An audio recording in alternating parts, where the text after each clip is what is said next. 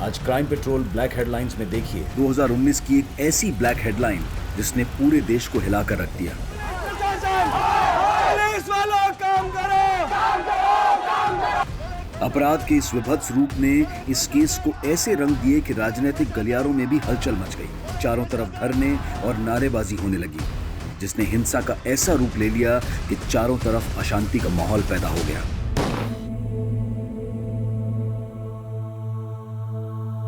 माँ, अरे ये सब हटाओ, देखो मैं तुम्हारे लिए क्या लेकर आया।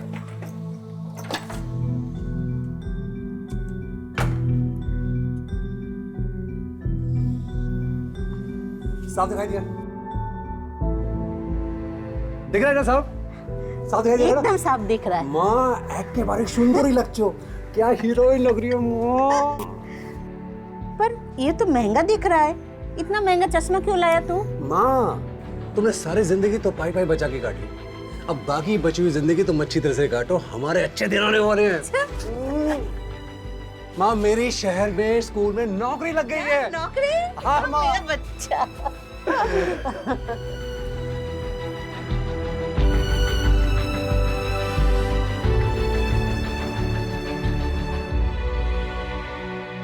अरे माँ, मैं यहाँ खुश हूँ, तू मेरी इतनी चिंता क्यों करती है? तू इतना दूर रहता है, चिंता तो होती है ना। काश तू इस बार काली पूजा में गांव आ पाता तो। अरे माँ, भाई ना कैसे आते? भाभी इतना लंबा सफर थोड़ी ना कर सकती है इस वक्त। हाँ मेरी माँ, जानती हूँ। तपन बहू कहाँ है? और प्रतुल भी दिखाई नहीं दे रहा है। अरे माँ, प्रतुल तो पूजा करने के साथ ही बाहर चला गया है, आपको तो पता है उसको रोकना बड़ा मुश्किल काम है।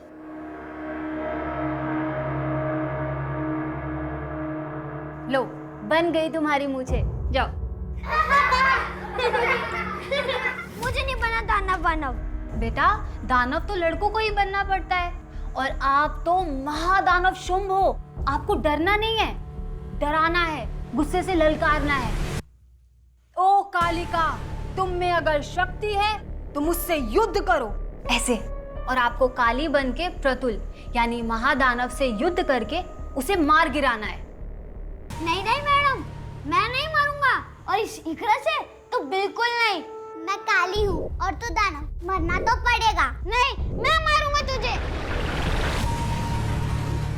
मम्मी, पहले ये दानव की मूछें निकाल दो, वरना वो आके मुझे मार देगी।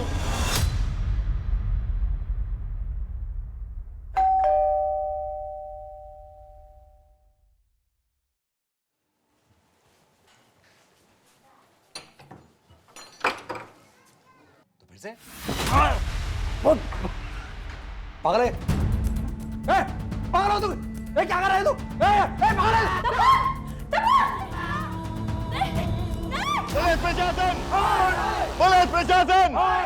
तपन के हत्यारों को गिरफ्तार करो! गिरफ्तार करो! पुलिस प्रशासन! पुलिस प्रशासन! पुलिस प्रशासन! पुलिस प्रशासन! शांत हो जाइए, हमें अंदर जाने दीजिए प्लीज। हम नहीं हटेंगे, हम नहीं हटेंगे। हट जाइए, हमें अंदर जाने दीजिए प्लीज। हम नहीं जाने देंगे। 1 महीने में हमारे 5 कार्यकर्ताओं की हत्या हुई है। इस बार तो बल्कि पूरे परिवार को ही खत्म कर दिया उन लोगों ने। हमारा विश्वास प्रशासन और पुलिस पे से हमेशा के लिए उठ गया है। और ये अपोजिशन पार्टी केएलबी, ये लोग इसमें शामिल है, हमें पूरी तरह से मालूम है। और तो और वो तुम्हारा सुजय घोष, उस पार्टी का नेता, तुम लोगों के साथ मिला हुआ है। हम नहीं जाने देंगे। पुलिस प्रशासन! आरएलपी दल के लोग अपने कार्यकर्ता तपन और उसके परिवार वालों की हत्या को लेकर सड़कों पर आ गए हैं, और पुलिस वालों के कहने पर भी वो मानने को तैयार नहीं है। पुलिस प्रशासन!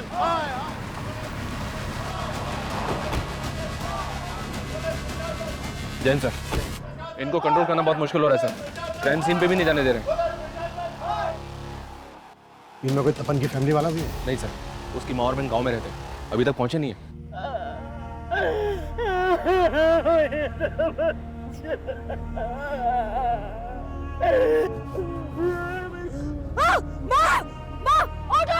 ऑटो रोको! माँ क्या हुआ? माँ क्या हुआ? माँ! पुलिस प्रशासन! पुलिस प्रशासन! पुलिस प्रशासन! देखिए, शांत हो जाइए, पुलिस प्रशासन! शांत हो जाइए प्लीज। देखिए, इस वक्त मैं एक पुलिस ऑफिसर के नाते नहीं बल्कि एक इंसान होने के नाते आप लोगों से बोल रहा हूँ। जिन लोगों के लिए आप इंसाफ की मांग कर रहे हैं, घंटों से उनके मृत शरीर अंदर पड़े हैं। कम से कम उनकी बॉडीज तो हमें ले जाने दीजिए। और एक बार जरा ठंडे दिमाग से सोचिए, अगर हम लोग इन्वेस्टिगेट नहीं करेंगे तो उन्हें न्याय कैसे दिलवा पाएंगे, इंसाफ कैसे दिलवा पाएंगे? गौतम, चलिए हटिए।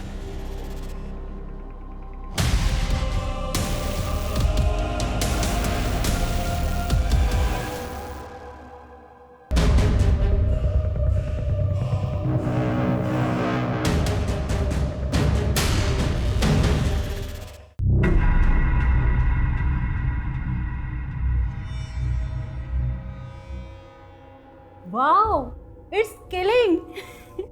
ये होती है असली बिरयानी की खुशबू। अरे आप बिरयानी टेस्ट कीजिए, वो और भी ज्यादा किलिंग है। वाओ, इसका टेस्ट तो इतना अच्छा है ना, शब्द ही नहीं मिल रहे हैं मुझे तारीफ में। अरे क्या हुआ, आप ठीक है? कुछ नहीं, आपकी बिरयानी मेरे बच्चे को भी बहुत पसंद आई, किक मार रहा है अंदर।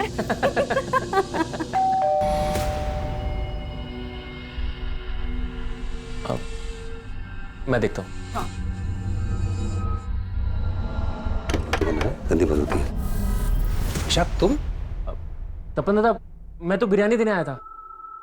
अरे प्रतुल बेटा, तुम तो बड़े अच्छे लग रहे हो, मुझे लगा के हैं। दाना बच्चे नहीं बुरे होते हैं, आप तो मुझे बुरा ही बोलोगे। इकरा के पापा जो हो। प्रतुल, अंकल से ऐसे बात नहीं करते ना। प्रतुल, प्रतुल। अच्छा मैं चलता हूँ। तपन दादा, आप और प्रतुल भी बिरयानी टेस्ट कीजिएगा। हाँ, खुदा हाफिज। खुदा हाफिज।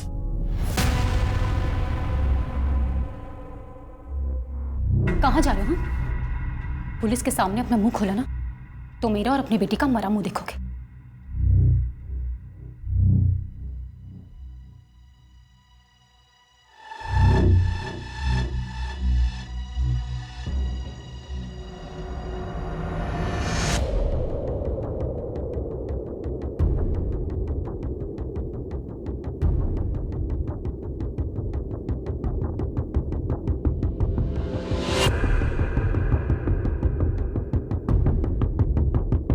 सर, घर में फोर्स एंट्री के साइन नहीं मिले। सर 3 मर्डर्स हैं, किलर शायद 1 से ज्यादा होंगे और मेन दरवाजे से ही घर के अंदर आए होंगे।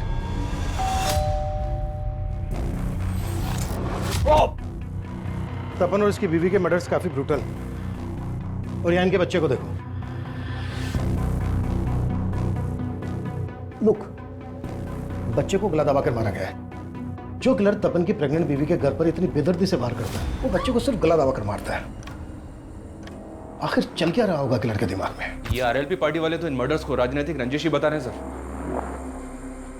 इन लाशों का हाल देखकर तो गहरी रंजिश लग रही है। ऐसा लग रहा है कि एंगल पर्सनल रहा होगा। आसपास पता करवाओ, शायद कल रात किसी ने किसी को आते जाते देखा हो। सर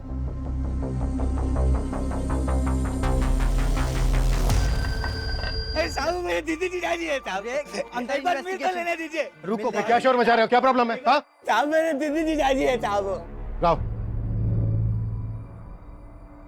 तुम तपन के साले? हाँ साहब, सुबह टीवी में ये सब देखा। काफी महीनों से मिला नहीं हूँ, कल बस दीदी से बात हुई थी। हाँ दीदी, काली पूजा की बहुत बहुत बधाई आपको। अरे पोल्टू, तुमको भी बधाई हो। तुम खुश तो हो? अरे मैं तो डबल खुश हूँ, दूसरी बार मामा बनने वाला हूँ ना। दीदी, जीजा जी कहाँ हैं? अरे वो घर पे नहीं है, तू उनके नंबर पे कॉल कर ले। फिर मैंने जीजा जी को फोन किया, लेकिन उन्होंने उठाया नहीं। कल कब की बात है ये? करीब शाम को 7 बजे होंगे। तपन की माँ और बहन कहाँ हैं?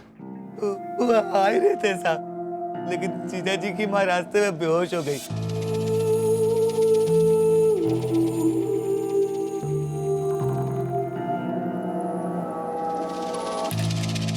कल रात आपने किसी को तपन के घर पे आते जाते हुए देखा था? हमने नहीं देखा साहब। सर, इनका कोई भी पड़ोसी खुल के सामने नहीं आ रहा। समझ में नहीं आ रहा कि कोई कुछ जानता भी है या नहीं। ये इस पॉलिटिकल हंगामे का असर है। शायद सब डरे हुए, शबर इनके द्वारा डराए गए। खत्म। अपने ऐसी खबरें एक्टिव करो जिनकी पहुंच जड़ों तक हो। मुझे तपन और उसकी फैमिली से रिलेटेड एक इन्फॉर्मेशन चाहिए। जी सर। चाहिए। सर, आपको क्या लगता है इन हत्याओं के पीछे किसका हाथ है? सर, सर, एक तरफ आरएलबी पार्टी के नेता पारस सिन्हा के इस मामले में बयानबाजी चल रही है, वहीं दूसरी तरफ पुलिस इस मामले में अपनी कोई भी प्रतिक्रिया देने से बच रही है। दो बिल्लियों की लड़ाई में ना रोटी हमेशा बंदर ही खाता है। बाबा, मैं आपसे कुछ बात कर रहा हूं, अपनी जमीन तो बचा लोगे ना आप? अपनी जबान को थोड़ा लगाम लगा। क्यों चुप गई मेरी बात? ये उनके मौत के बारे में सुनकर आपका गला भराया। बाबा एक बात ध्यान रखना, ये वही लोग हैं जिन्होंने आपका गला पकड़कर आपकी पस्तून तक गीली कर दी थी। बाप की इज्जत नहीं करता कोई बात नहीं, कम से कम अपनी बहन के सामने तो अपनी जबान से गंदगी मत निकाल। बात करता है। ये तपन और संगा की कॉलेज टीम है, जिन जिन के साथ भी इन दोनों की बात हुई थी उन सबको बुला के इंक्वायरी करो। Sir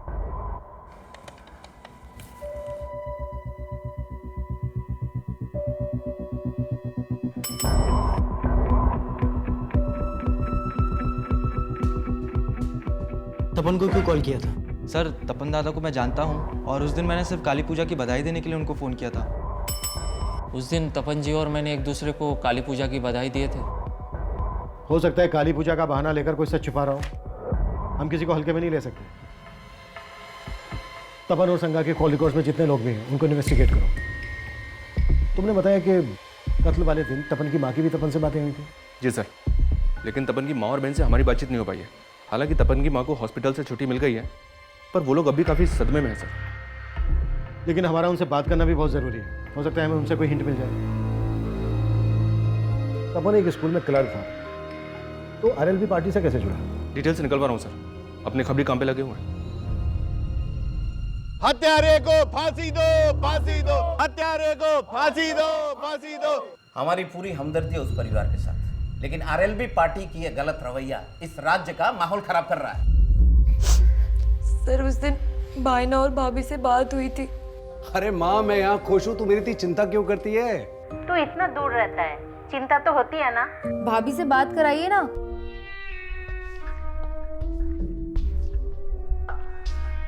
saga.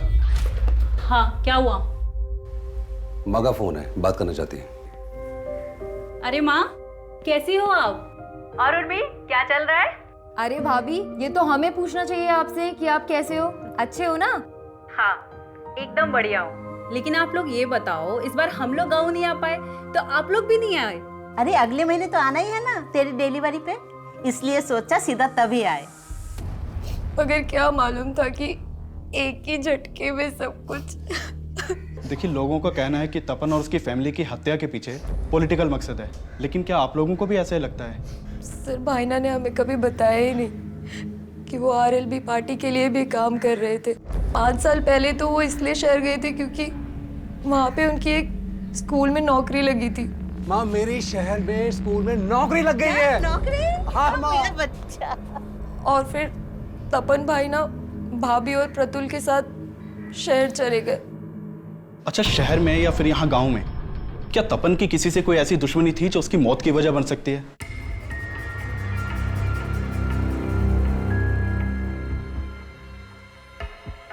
सर, तपन के घर से जो सामान मिला था उसमें डायरी भी थी, इस पे तपन की बीवी का नाम लिखा हुआ है, उसी की होगी। हाँ, देखी थी ये डायरी मैंने। क्या लिखा है इसमें? सर, डायरी को देखकर ऐसा लग रहा है जैसे वो इसे रोज लिखती होगी। इसमें काफी कुछ ऐसा है जो किसी अफेयर की तरफ इशारा करता है। अफेयर? जी सर।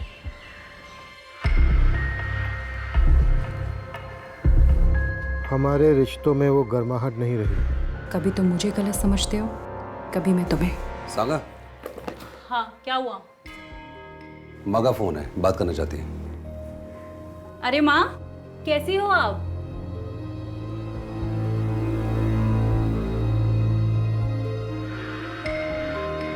ना कभी तुम कुछ बोल पाते हो और ना कभी मैं।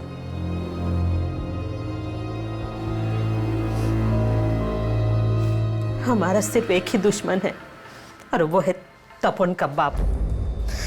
उसने मुझे सालों पहले ही छोड़ के दूसरी शादी कर ली। मैंने बच्चों को किसी तरह बड़ा किया, इसलिए तपन बचपन से ही अपने बाप से नाराज था।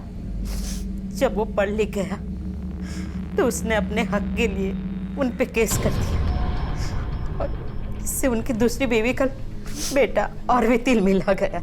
मेरे बाप का जो भी है ना वो मेरा है। तेरा बेटा तेरे पति से नहीं मुझसे पंगे ले रहा है। समझा देना उसको कि केस वापस ले ले, वरना उसका वो हाल करूंगा कि कहीं मुंह दिखाने लायक नहीं रहेगा वो। क्या लगा रखा है?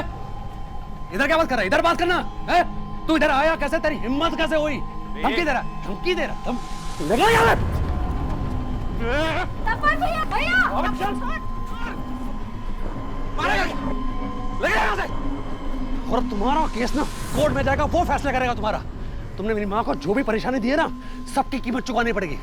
लगे जा! देख लूंगा तेरे को मैं।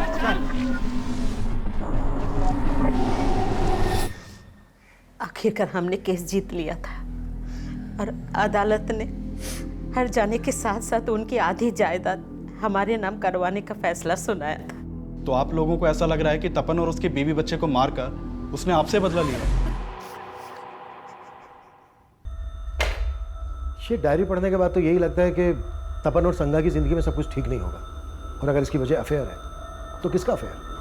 क्या उसके आने से हमारे फासले बढ़ गए या फासलों की वजह से कोई हमारे दरमियान आया? तपन और संगा की जिंदगी में अगर कोई तीसरा था तो वो किससे ताल्लुक रखता था, तपन से या संगा से? ये क्लियर नहीं है। उन दोनों के कॉल रिकॉर्ड से भी कोई हिंट नहीं मिला है कि अगर उन दोनों में से किसी का अफेयर होगा तो किससे होगा। इनमें से जिसका भी अफेयर था उसका परिणाम इतना घातक कैसे हो गया कि पूरे परिवार को इतनी बेदर्दी से मार डाला गया?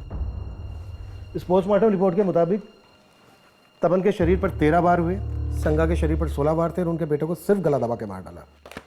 काफी अटपटा है ये। इस केस में जो भी एंगल सामने उभर कर आए, हमें उन सब पर काम करना होगा। क्या पता कब कौन सा एंगल वजह बनकर सामने आ जाए। जी सर। हाँ मानिक बोलो। सर एक नया एंगल सामने आया है और ये तपन के पिता से जुड़ा हुआ है। तपन के पिता? 2 1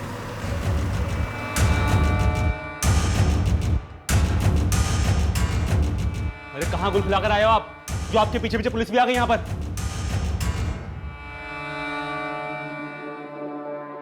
अरेंदु साहब, सब तो बोल रहे हैं कि उनको केएलबी पार्टी वालों ने मार दिया, और आप हम पर शक कर रहे हैं। आरएलबी पार्टी वाले सही बोल रहे थे।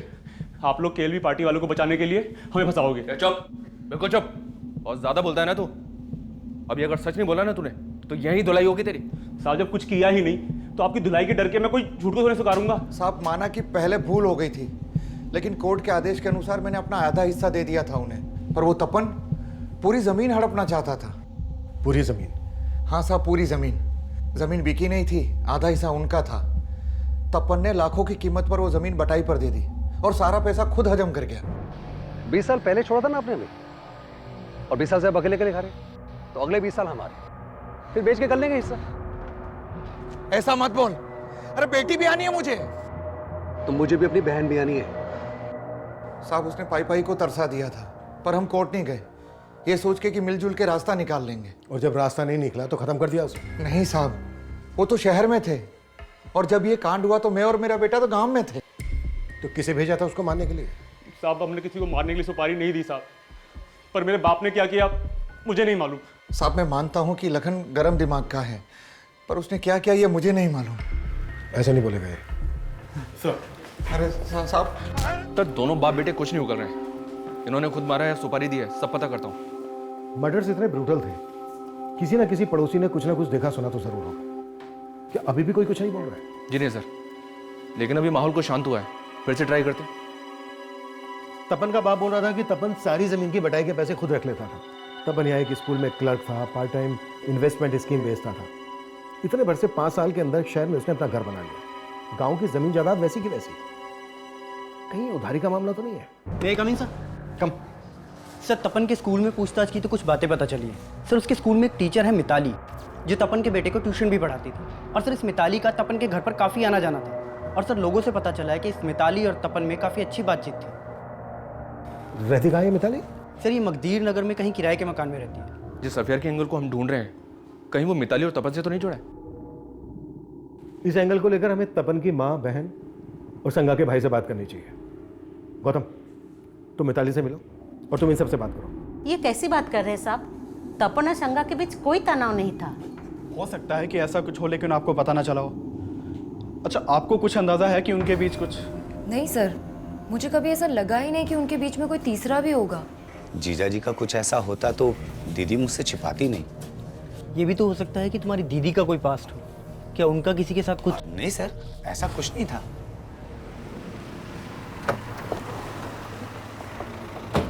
ठीक है।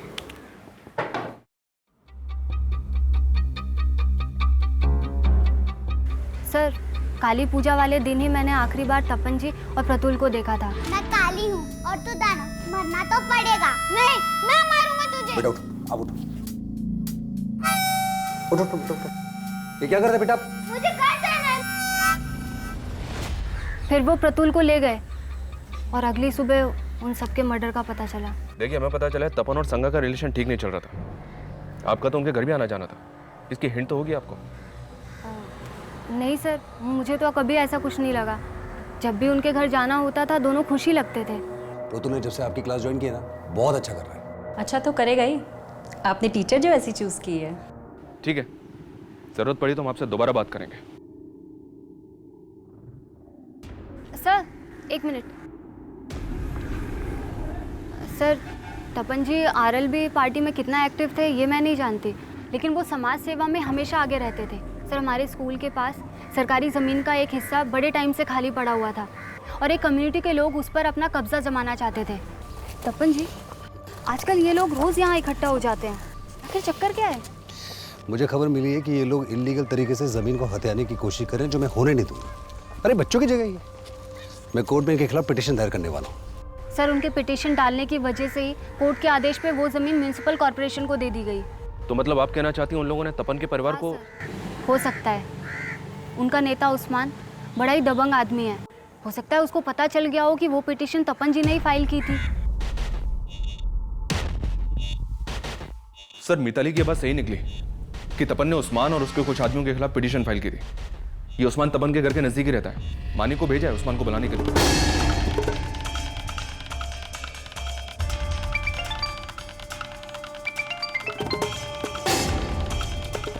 हाँ मानिक। सर, उस्मान के घर पे एक हफ्ते से ताला लगा है और उसका नंबर भी बंद आ रहा है। सर, उस्मान को जानने वाले कुछ लोगों से मैंने बात की, वो भी नहीं जानते कि उस्मान है कहाँ पे। नजर रखो उन पर। वो जरूर जानते होंगे कि इस वक्त उस्मान कहाँ है और उस्मान के लिए लुकआउट नोटिस जारी करना। सर, उस्मान के गायब होने का तो यही मतलब निकलता है कि वो इन मर्डर्स में इन्वॉल्व है।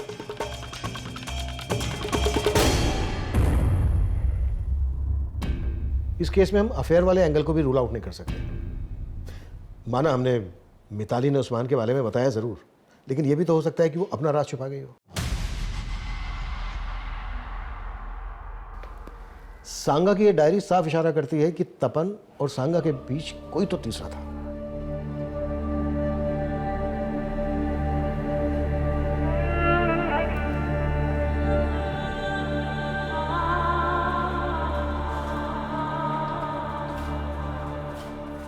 कहाँ भाग रही थी? जब तक लॉज का बिल नहीं भर देती ना, तो यहाँ से नहीं भाग सकती है। मैंने कहा ना मेरे पास पैसे नहीं है। मेरी किस्मत मारी गई थी जो उसके कहने पर मैं यहाँ आके रुकी। उसने कहा था कि काली पूजा की रात वो यहाँ आ जाएगा, पर अभी तक नहीं आया। काली पूजा से 15 दिन हो गए हैं और 15 दिन के मुझे पैसे चाहिए, समझी? चल अंदर। बंद करो इसकी खिदमत। कोई जरूरत नहीं है फालतू बिल बढ़ाने की, समझे? और निगरानी रखना। सर, मैंने तपन और उसकी बीवी के बैंक ट्रांजैक्शन चेक किए।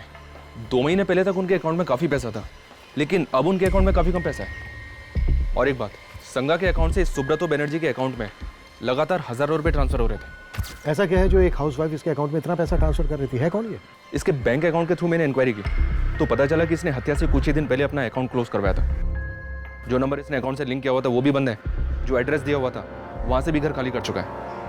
हो सकता है सर ये वही तीसरा हो जिसके साथ संगा का अफेयर था।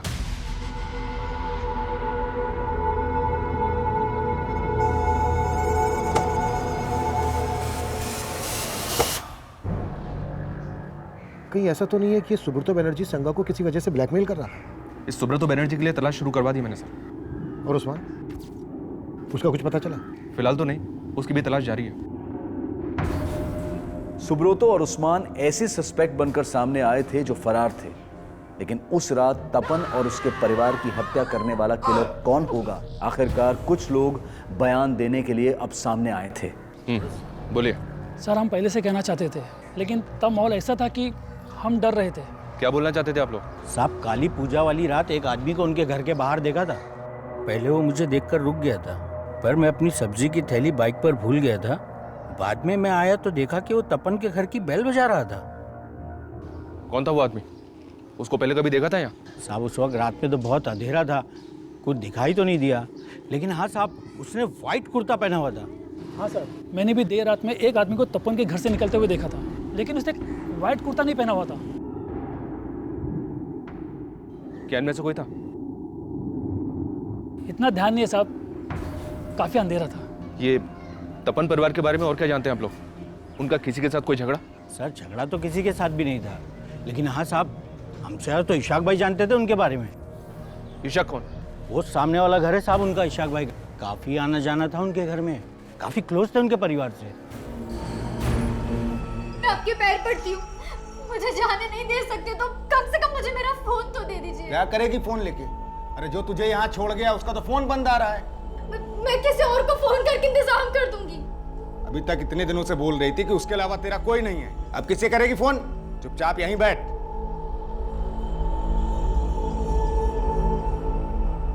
हमने उस दिन भी आप लोगों से बात की थी, आपका इतना मेल जोल था उनसे, फिर भी आपने हमें कुछ नहीं बताया। अरे सर कुछ पता होता तो बताते ना, हमने कहा ना हमने उस रात कुछ नहीं देखा। लेकिन तपन और उसकी फैमिली के बारे में तो काफी कुछ पता होगा ना? हमें पता चला है कि तपन और संगा के बीच कुछ भी ठीक नहीं चल रहा था। इसकी वजह क्या होगी? पता नहीं सर, हमने तो ऐसा कुछ नोटिस नहीं किया, और हमें तो यही लग रहा था कि वो दोनों खुश ही होंगे। सर सुब्रतो के बारे में पता किया। सुब्रतो एक हिस्ट्री शीटर है और 420 के केस दर्ज है उसके नाम पे। सर सुब्रतो लोगों का पैसा पोंजी स्कीम में लगवाता था और फिर गायब हो जाता था। अलग अलग शहरों में अलग अलग नाम से कई बैंकों में अकाउंट मिला है उसका, और सब काफी समय से वांटेड है। तो क्या इसने संगा के साथ भी फ्रॉड किया होगा? इस वक्त कहाँ है? ये तो नहीं पता सर, लेकिन कलिंगा पुलिस उसे काफी समय से ढूंढ रही है और उन्हें उसकी एक लीड भी मिली है। उन्हें लगता है कि वो फूलबनी में छिपा हो सकता है। उनके टच में रहो, किसी भी हाल में हमें ये सुब्रतो चाहिए। Okay sir.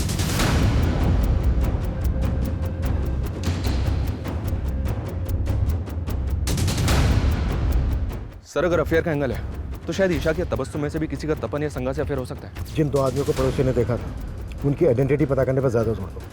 उन लोगों ने उसे ठीक से नहीं देखा था सर, फिर भी ट्राई कर रहा हूँ स्केच बनवाने के लिए। तपन के घर के बाहर देखे गए अनजान आदमी का स्केच बनवाने की पुलिस ने कोशिश तो की, लेकिन जो स्केच बनकर सामने आया उसको पहचान देना नामुमकिन नजर आ रहा था।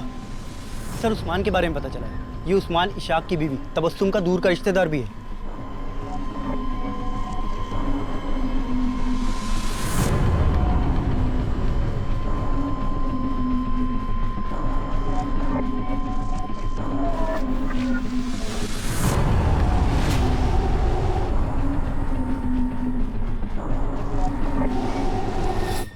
सर मेरा कोई अफेयर नहीं था तपन की वाइफ से सर। तो उसके अकाउंट से तुझे पैसा क्यों ट्रांसफर होता था? सर वो तपन उसके अकाउंट से भेजता था सर।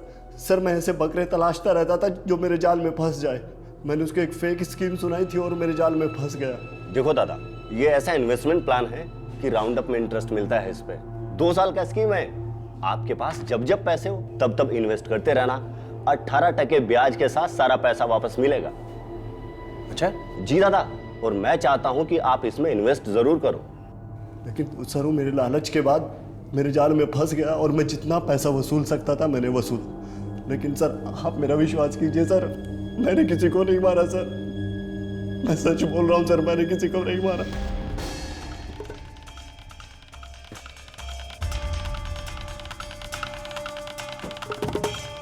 सर ये थैली में ये खून से सना हुआ कुर्ता मिला है। सर ये सारा सामान यहाँ डंप किया गया था। आइए सर। सर इस सब सामान को इस थैली के अंदर डाल के इस पत्थर के पीछे यहाँ डंप किया गया था। सर ये आदमी सुबह यहाँ से जा रहा था, इसने ये थैली देखी और हमें इन्फॉर्म किया। सर ये जगह तपन के घर से ज्यादा दूर नहीं है। एक विटनेस ने बताया था कि हत्या वाली रात को एक आदमी व्हाइट कुर्ते में तपन के घर के बाहर देखा गया था। ये कोई तो मर्डर वेपन हो सकता है सर। उस रात एक आदमी व्हाइट कुर्ता पहनकर तपन के घर के अंदर गया, तो फिर से और जो घर से बाहर निकला उसने नीले रंग की कमीज पहनी हुई थी। हो सकता है ये कोई 2 नहीं बल्कि एक ही आदमी हो जो अपने साथ कपड़े लेकर गया और मर्डर करने के बाद उसने कपड़े चेंज कर लिए और फिर व्हाइट कुर्ता और कोयता लाकर इस पत्थर के पास डंप कर दिया। आसपास पता करवाओ। शायद काली पूजा की रात को उस किलर को किसी ने यहाँ पर ये सब डंप करते हुए देखा हो। Okay sir.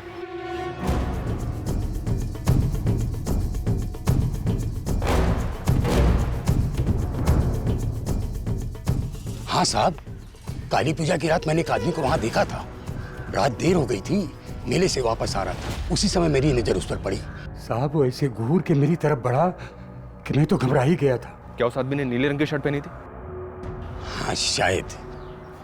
उस आदमी की तस्वीर बनवाने में क्या आप हमारी हेल्प कर सकते हैं?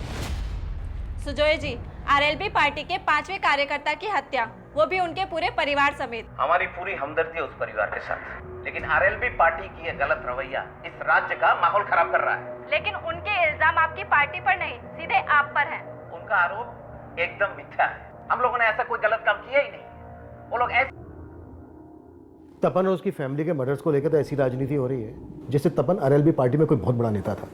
और सोशल मीडिया की वजह से तो इतनी अफवाह फैल गई है कि पूरा का पूरा शहर जल उठा है। सर, ये तपन स्कूल में क्लर्क होने के साथ साथ लोगों को इंश्योरेंस और इन्वेस्टमेंट स्कीम्स भी बेचा करता था। इसने आरएलबी पार्टी के कई लोगों को ऐसी स्कीम्स बेची थी, इसलिए पार्टी दफ्तर में इसका आना जाना था। लेकिन मैं जब पार्टी नेता पारस सिन्हा से मिला तो उसने बोला तपन ने हमारी पार्टी ज्वाइन की थी। तपन ही क्या, मैं और हमारे सारे कार्यकर्ता बहुत से काम करते हैं। इसका मतलब ये नहीं कि हम पार्टी में नहीं हैं। लेकिन जिस तरह का ये माहौल पैदा किया जा रहा है उसे तो ऐसा ही लग रहा है कि कहीं इन मर्डर्स का मकसद पॉलिटिकल माइलेज हासिल करना तो नहीं है। माइलेज तो मिल रहा है सर, आरएलबी पार्टी और उसके नेता पारस सिन्हा को। तो क्या इन मर्डर्स में या फिर ये मर्डर्स किसी और मकसद के लिए हुए हों और ये इसे अपने फायदे के लिए इस्तेमाल कर रहे हैं। जो भी है, हम सुजय और उसकी पार्टी के लोगों को क्लीन चिट तो नहीं दे सकते।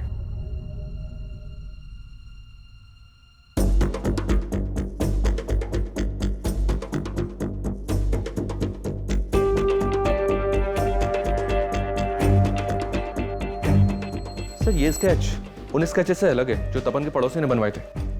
सर एक मिनट, सर ये आदमी कहीं देखा देखा लग रहा है। हाँ सर, इसे तो हमने पूछताछ के लिए बुलाया था।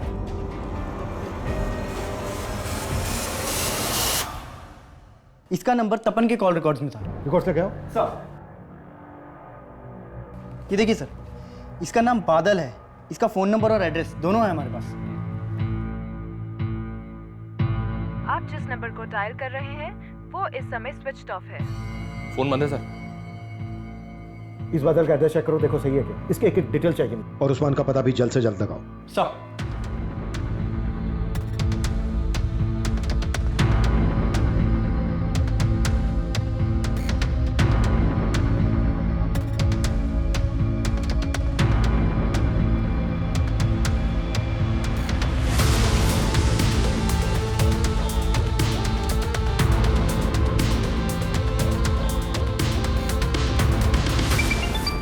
हाँ गौतम बोलो। सर, बादल के घर पे भी ताला लगा हुआ है। और एक बात, आसपास इंक्वायरी की तो पता चला कि बादल पास के गांव की एक लड़की को भी भगा ले गया था। लड़की भगा ले गया था? पता करो इस लड़की का इसके इससे कोई कनेक्शन है क्या?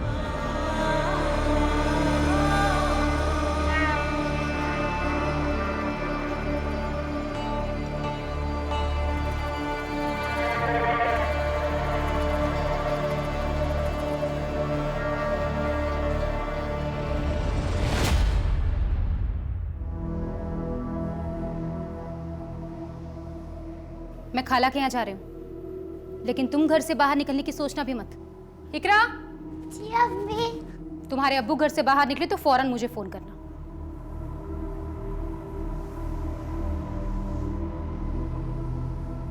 सर वो उस्मान खुद आया पुलिस स्टेशन। सर, मैं भागा नहीं था, मैं तो अपनी बेगम के साथ यूपी गया हुआ था और जैसे मुझे पता चला कि आप लोग मुझे ढूंढ रहे हैं, मैं वापस चला आया। भागा नहीं था तो फोन बंद क्यों था तेरा? सर वो तपन की वजह से वो जमीन नहीं हथिया पाया तो मरवा दिया उसको। तपन जी, आजकल ये लोग रोज यहाँ इकट्ठा हो जाते हैं, आखिर चक्कर क्या है? मुझे खबर मिली है कि ये लोग इलीगल तरीके से जमीन को हथियाने की कोशिश करें, जो मैं होने नहीं दूंगा। अरे बच्चों की जगह ही मैं कोर्ट में इनके खिलाफ पिटीशन दायर करने वाला हूँ। मुझे तो मालूम भी नहीं था कि तपन ने पिटीशन फाइल की थी। चलिए बोल, तबस्सुम और इशाक का इस सबसे क्या लेना देना है? तबस्सुम इशाक भाई को शक करती थी कि उसका तपन के बीबी से कोई चक्कर है। सर मैंने बादल के कॉल रिकॉर्ड्स चेक किए। ये देखिए सर, बादल के कॉल रिकॉर्ड में एक बरणी नाम की लड़की का नंबर मिला है। सर बादल और बरुणी के बीच में काफी बातचीत होती थी। सर ये वही लड़की है जिसे लेकर बादल भाग गया था। सर काली पूजा वाले दिन भी इन दोनों के बीच में काफी बातचीत हुई थी। सर बादल का नंबर तो बंद आ रहा है, लेकिन बरुणी का नंबर चल रहा है और हम उसकी लोकेशन ट्रेस करने की कोशिश कर रहे हैं।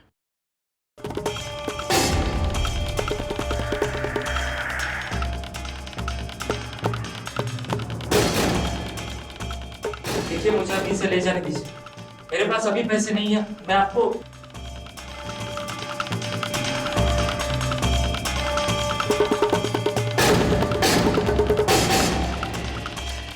क्या बादल सचमुच हत्यारा था या उसे एक मोहरा बनाकर एक बड़ी चाल चली गई थी? साहब मैं मानता हूं कि मेरी बीवी मुझ पे शक करती है, लेकिन साहब हमारा कोई अफेयर नहीं था। मैं उनको बोलता भाभी था लेकिन मानता बहन जैसी था साहब। लेकिन तबस्सुम तो तुझ पे शक करती थी, तो क्या उसने उस्मान को बोल के? नहीं साहब नहीं, तबस्सुम पे मुझे शक नहीं है, लेकिन हाँ उस्मान पे मुझे पूरा शक है साहब, क्योंकि वो जिस जमीन पर कब्जा करने वाला था ना, उसके बारे में तपन दादा को मैंने ही बताया था, जिसके बाद तपन दादा ने पिटीशन फाइल की थी। तो ये बात बताने के लिए तो पहले क्यों नहीं आया? हाँ साहब मैं तो बताने के लिए आने वाला था, लेकिन वो तबस्सुम ने रोक लिया साहब। अच्छा, पहले बोलता है कि तबस्सुम पे शक नहीं है, फिर बोलता है कि तबस्सुम उस्मान को फंसा रही है। कहीं ऐसा तो नहीं उनको फंसा के इस कांड को तू ही करके निकल गया? नहीं साहब ऐसा कुछ नहीं है साहब, मैं कसम खाता हूँ ऐसा कुछ नहीं है साहब। साहब मैं बरुणी से बहुत प्यार करता हूँ, उससे शादी करने के लिए पैसे बचा रहा था और कुछ पैसों से 2 इन्वेस्टमेंट प्लान लिए थे तपन से, जिसके लिए हर साल 24,000 देने पड़ते थे। पहले साल तो उन्होंने पैसे लेकर रसीद दे दी थी, लेकिन इस साल जब मैंने दूसरे 24,000 की किस्त दी तो उन्होंने रसीद नहीं दी, बोला बाद में दूंगा। तपन दादा आपने रसीद नहीं दिया था मेरा। अरे तुम मुझे क्या रास्ते में रसीद के लिए रोक रहे हो बार बार? तुम्हारे पैसे लेके मैं भाग रहा हूँ क्या? जब भी रसीद मांगता हमेशा टालते। कुछ दिनों के बाद मैं फिर से उनके घर पे गया।